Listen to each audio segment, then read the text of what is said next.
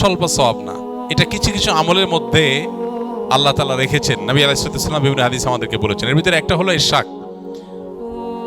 ফজরের পর যদি কেউ নামাজের জায়গা যেখানে তিনি সালাত আদায় করেছেন সেই জায়গায় যদি তিনি বসে থাকেন, জিকির আজকার করতে থাকেন, তাসবিহ তিলাওয়াতে মাশগুল থাকেন, আল্লাহর স্মরণে ব্যস্ত থাকেন, এরপর সূর্য ওঠার পর তিনি 15-20 মিনিট অপেক্ষা করে তিনি ইশরাকের নামাজ আদায় করেছেন, ইশরাকের নামাজ আদায় করেছেন, তাকে আল্লাহ রাব্বুল আলামিন পরিপূর্ণ হজের সওয়াব দান করেন। তাহলে একটা আমল পেলাম যে আমলের মাধ্যমে হজের সওয়াব লাভের একটা সুযোগ তৈরি হতে পারে। হয়তো প্রতিদিন আমরা করতে পারি না, আমাদের নানা রুটিনের ব্যস্ততা আছে, কিন্তু আমার মাঝে মধ্যে তো এই সুযোগটা আসে না। জুমার দিন অফিস আদালত স্কুল কলেজ ক্লাস থাকে না, তো আমি জুমার দিন যদি প্ল্যান করি যে বৃহস্পতিবার আগে শুয়ে যাব, শুক্রবার সকালে আমলটা করে আমি তারপরে ঘুমাবো, সম্ভব না ইনশাল্লাহ।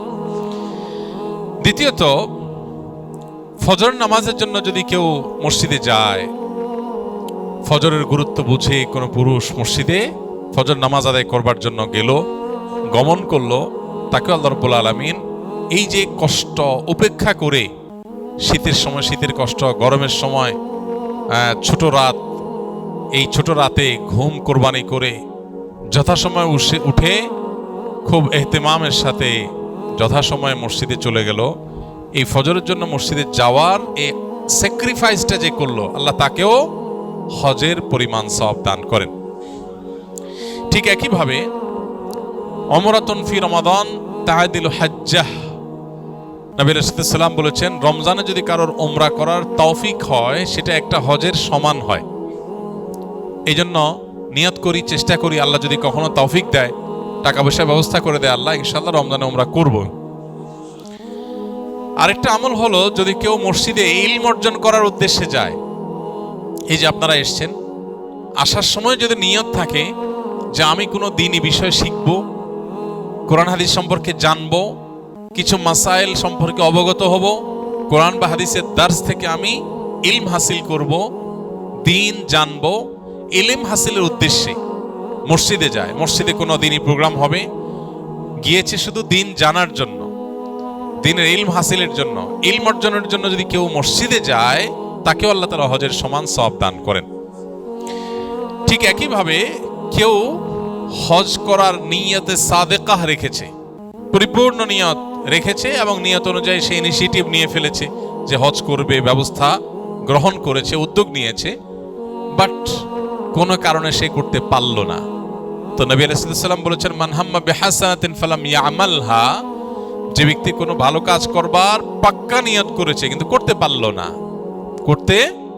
না, কোনো কারণে করা হয়ে ওঠে নাই, কিন্তু তার নিয়ত ছিল পাক্কা, চেষ্টা উদ্যোগ সবই করেছে, অনেকে টাকা পয়সাও জমায়, শেষ পর্যন্ত হয়ে ওঠে নাই, কিন্তু এই যে তার পাক্কা নিয়ত ছিল, চেষ্টা ছিল, উদ্যোগও গ্রহণ করেছে, শুধু মুখোমুখি, এরকম সিরিয়াসনেস থাকার কারণে, উদ্যোগ থাকার কারণে সে হজ যদি করতে নাও পারে, যে কোনো কাজের ক্ষেত্রে এটা প্রযোজ্য, সেটা যদি করতে নাও পারে, আল্লাহ তাকে তার সমান সওয়াব দান করেন। হলো এটা একেবারে হাদিসে আলাদা স্পষ্ট বলা আছে। নবী করিম সাল্লাল্লাহু আলাইহি সাল্লাম বলেছেন, মান জাহাজা, যে ব্যক্তি প্রস্তুত করে দিবে কোন গাজিয়ান, আল্লাহর রাহের কোন যোদ্ধাকে, কোন মুজাহিদকে, আল্লাহর রাহে জিহাদের জন্য বের হবে, তার জন্য যা ব্যবস্থা দরকার সেটা ব্যবস্থা করে দিয়েছে। আও হাজ্জান, অথবা কোন হজ যাত্রীর হজে যাওয়ার ব্যবস্থা করে দিয়েছে, আল্লাহ কাউকে আর্থিক সঙ্গতি দিয়েছে, সে ব্যবস্থা করে দিয়েছে। অথবা কোন রোজাদারকে ইফতার করিয়েছে।